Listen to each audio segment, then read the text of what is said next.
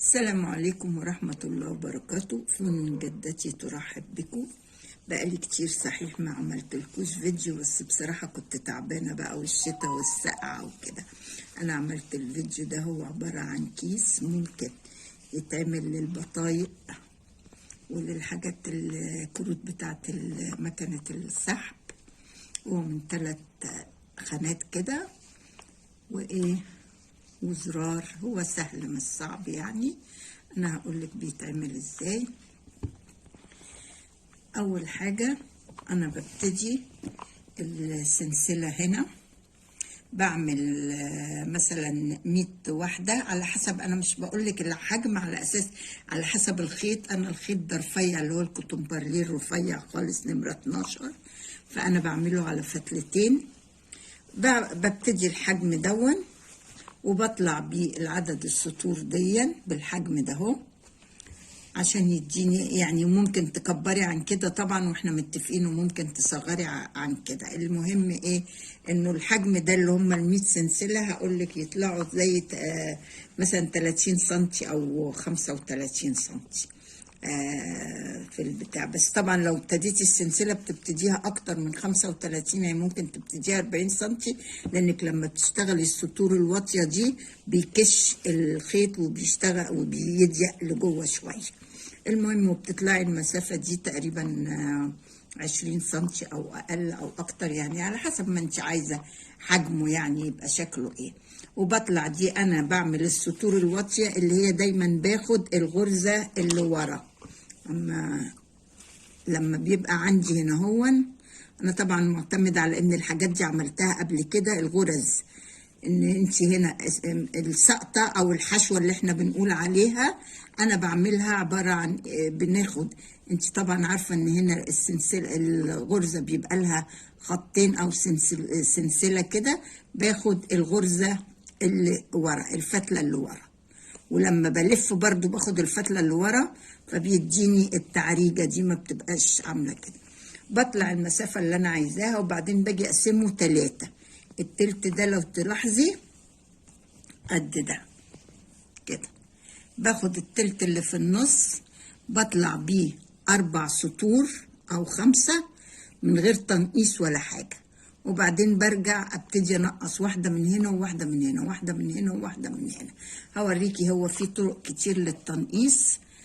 انا هوريكي طريقة 3 طرق، هما 3 طرق بالظبط كده. يعني انا دلوقتي دي بداية الغرزة، ما بنقصش اول غرزة، باخد اول غرزة كده، وبعدين باجي على تاني غرزة في طريقة تنقيص. يعني من باخد دي وباخد لفة وما بكملش، وبدخل اللي جنبها واخد لفة وما كملش، واقوم سحباهم مرة واحدة. دي طريقة تنقيص. وفي طريقة تنقيص تانية ان انا الغرزة دي بسيبها وباخد اللي وراها على طول كده. دي برضو طريقة تنقيص.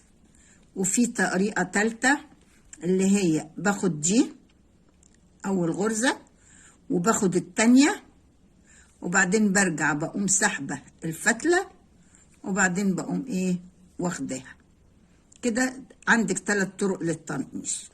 وبنقص واحدة من هنا واكمل السطر، وانقص واحدة من الاخر، واحدة من قدام وواحدة من الاخر، لحد لما اوصل ليهم يبقوا مثلا حسب حجم الزرار. لو انا حجم الزرار هعمله ب3 غرز، يبقى بخلي اللي يفضل عندي هنا هو تقريبا 5 غرز او 7 غرز، بحيث ان يبقى في حرف للغرزة. ادي تنقيصة تانية اهي. ودايما تلاحظي ان في اخر واحدة دي دايما بتبقى مستخبية كده، باخدها لما اوصل للحجم ده عشان اعمل العروة دي. بقوم عاملة هنا هون، باخد طبعا غرزة سلسلة في الاول، وبعمل اول غرزة، وبعدين بعمل التانية. انا عملت العراوي دي قبل كده، بس برضو بعملها او بعيدها للي ما عملتلوش قبل، اللي ما شافش الفيديوهات القديمة. وبعمل ادي 1 2 3 4، وبسيب تحت 4. ادي 1 2 3 4، وبقوم واخده ايه، لا بسيب تحت 3، سوري انا اسفه، وبقوم واخده انقص هنا الاتنين مع بعض كده، وباخد اخر غرزه.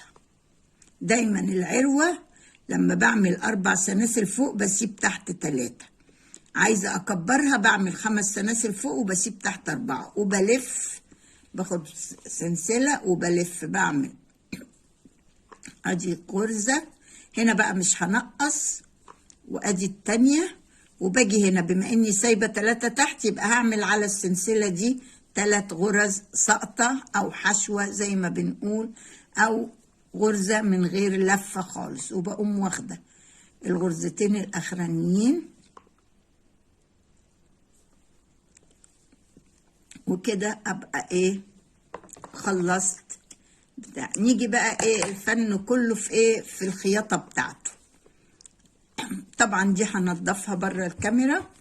كل اللي انا بعمله دلوقتي ان انا باجي اقسم دي بالنص كده، واعمل حسابي ان لما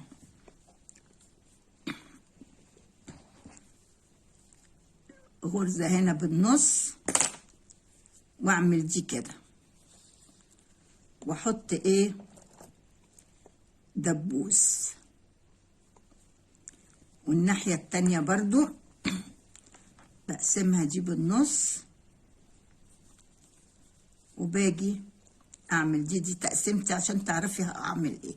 وديا هتبقى بالنص كده، واقوم حاطه ايه دبوس تاني عشان اعلم انا هخيط فين. كل اللي انا بعمله كده بجيب الدبوسين دول على بعض وايه، وبخيط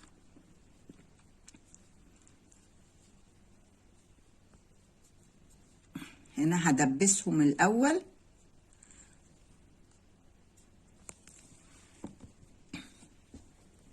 وبحاول ان تبقى الخياطة على خط مستقيم كده. ممكن تعمليها بالمزورة، وبعمل دبوس هنا، وبخيط خياطة مكنة عادية. هلضم الإبرة وأرجع لك تاني. ورجعت لكم تاني، باجي هنا هون بخيط دي. طبعا بشيل الدبابيس. أنا قلت لك قبل كده على خياطة المكنة، هي ممكن تعمليها خياطة مكنة، وممكن تعمليها سراجة صغيرة خالص وترجعي عليها من الناحية التانية، يعني دي بترجع، أو ممكن تخيطيها على المكنة لو عندك مكنة. فأنا بقولك على أساس أدي خياطة المكنة هنا اهي، أنا عملتها لك قبل كده في فستان الطفل. وبخيط ده كله، هخيطها طبعا بره الكاميرا عشان ما ضيعلكيش الوقت، وأرجع لك تاني. ورجعت لكم تاني، انا كده خيطتها. كل اللي بعمله ان انا باجي اعمل هنا وبفتح دي كده، عشان كده قلت لك بتاخدي النص بالظبط هنا والنص بالظبط، علشان دي يبقى الحرف ده والحرف ده كده. باجي هنا هون بقوم تانياها كده، وبخيط الحجم الحرف ده، وبخيط الاتنين دول مع بعض يقوم يدوني ال3 فتحات. ممكن اخيطهم بإبرة الخياطة، وممكن اخيطهم بالكروشيه. انا بحب اخيط بالكروشيه ساعات. ليه؟ لان دي عشان اخيطها من هنا كده، يا اما اقلبها واخيطها، فالافضل يبقى بإبرة الكروشيه، فبيبقى شكلها حلو، يعني مدياني شكل جميل. باجي هنا هون بدخل. انا برضو الخياطة بإبرة الكروشيه دي قلتها لك قبل كده، بس برضو نعيدها للي ايه ما شافهاش. وباجي هنا هون بعمل غرزة بداية، وباخد الفتل دي كلها معايا.